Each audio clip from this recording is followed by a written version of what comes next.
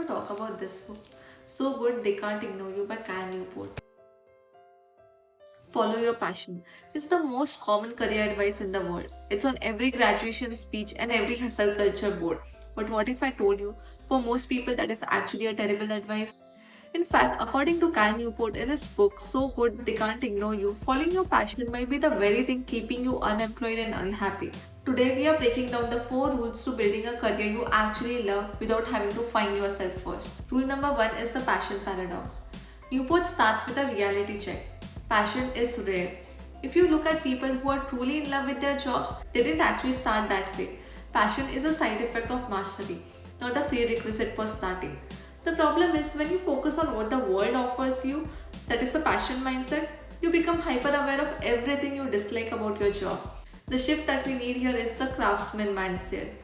He says stop asking what do I want and start asking what can I offer the world. Rule number 2 is the career capital and rare skills. This is the core of the book. To get a great job, you need career capital. Great jobs are those with autonomy, impact, and creativity, which are rare and valuable. So, if you want a rare and valuable job, you need rare and valuable skills to offer in return. Now, let's discuss the strategies. The first one is identifying your market. Are you in a winner take all market like writing, where only the quality of the script matters, or an auction market where different skills combine?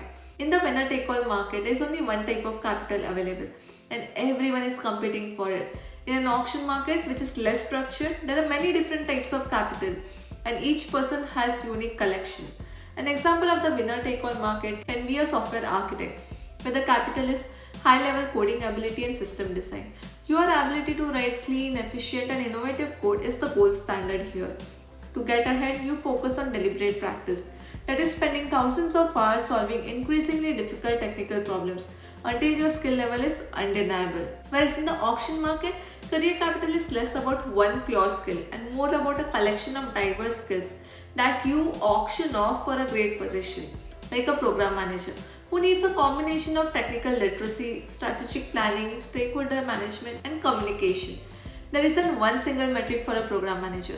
You win by having a high value mix. You understand the technical constraints, that is engineering, the timeline, that is operations, and business goals, that is leadership. You build capital by stacking complementary skills.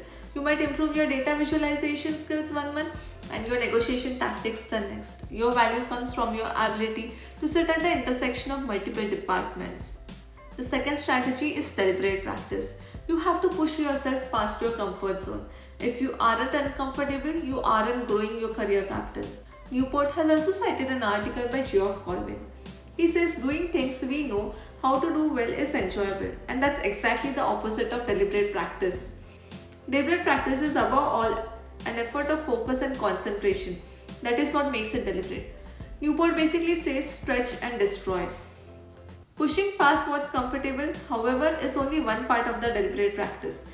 The other part is embracing honest feedback, even if it destroys what you thought was good. Newport emphasizes a lot on feedback for the skills you are trying to develop.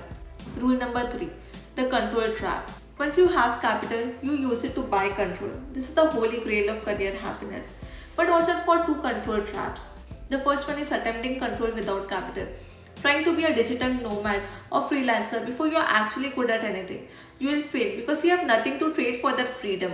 Second is the resistance. When you do become valuable, your employer will try to prevent you from gaining more autonomy because they want your value tied to their clock. Rule number 4, the power of mission.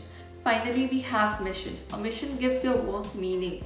But here's the trick. You can't find your mission on day 1. Missions exist in the adjacent possible.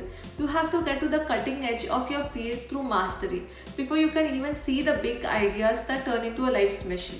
So stop worrying about whether you have found your calling. Instead, pick something, work hard to get incredibly good at it, and collect that career capital. Eventually, you will become so good they can't ignore you. What's one rare and valuable skill you're working on right now? Let me know in the comments. If you have enjoyed this breakdown, hit the like button and subscribe for more deep dives into the books that actually change your life.